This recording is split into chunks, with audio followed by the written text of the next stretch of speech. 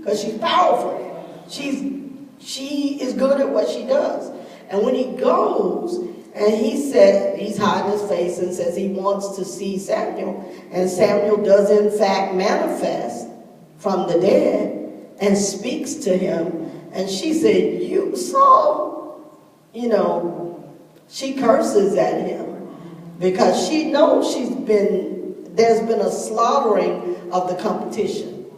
Which, by the way, is what we do to other religious traditions. We slaughter them, either with our words or otherwise. We slander people, we slaughter them, even if we know them to be powerful. Because the way in which we've interpreted Christianity is it has to have no competition. Everybody has to be demons if they're not Christians. But in the Hebrew Bible, they knew that wasn't true. That's why they were making raisin cakes and dancing to the queen. Say what? And tying knots, absolutely. I mean, there are in the biblical text these other traditions. They're wide open. We just have been trained to overlook them. That's all. Yes. So, do you think, because we have this lens, that it would be easier to go and seek out our traditions to help bring that voice, bring it more to the forefront? I mean, because I know there's a cry for African scholars and people of the African diaspora to go and find all those traditions. Say it again? Sign Kofa to go backward to be able to go forward. Yeah, I'm not. So let me just say this. I'm a Christian ordained minister. And I've been ordained 36 years. I am not suggesting that in order to be sort of faithful to a spiritual tradition, you have to be syncretistic. What I'm saying is you don't have to be nasty about other people's spiritual lives. Because the biblical text itself gives evidence to these strands. That's why you can't read the Bible as, it's not a book. It's a library. It's a collection of books. And some of those books contradict each other. What Ecclesiastes says is not what Job says about wisdom or about God. What Proverbs says is not what Job says about God. But because we have been trained, read it like it's all saying the same thing, and even when we see it's not, we will glaze over because we don't want to ask that question. We will glaze over because we're afraid of what's sticking in our craw.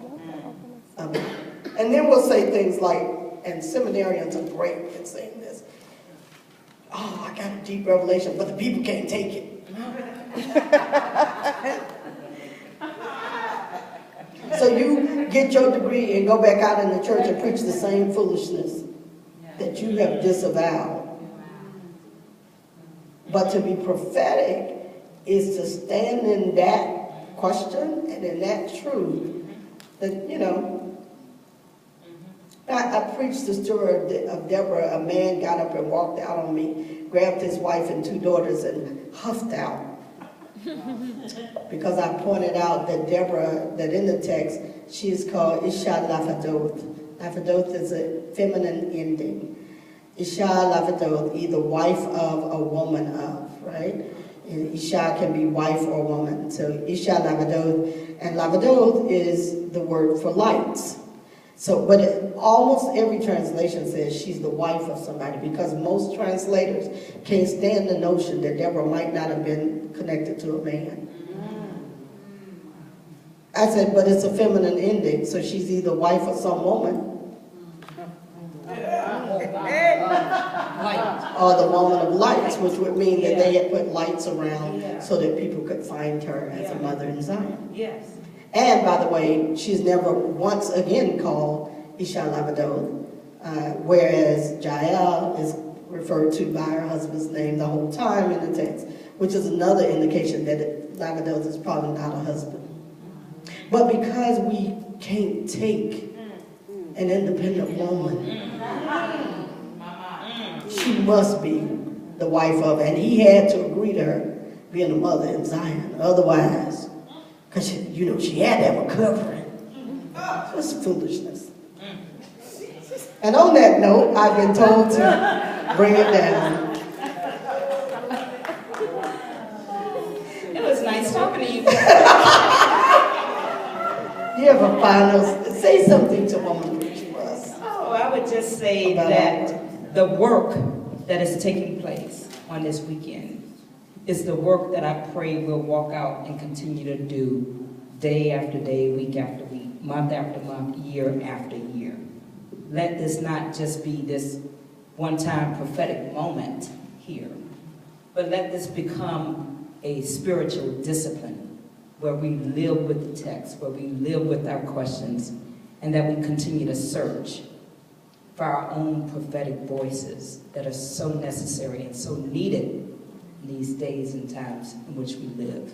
So we are blessed to have Dr. Valerie Bridgeman with us and her whole team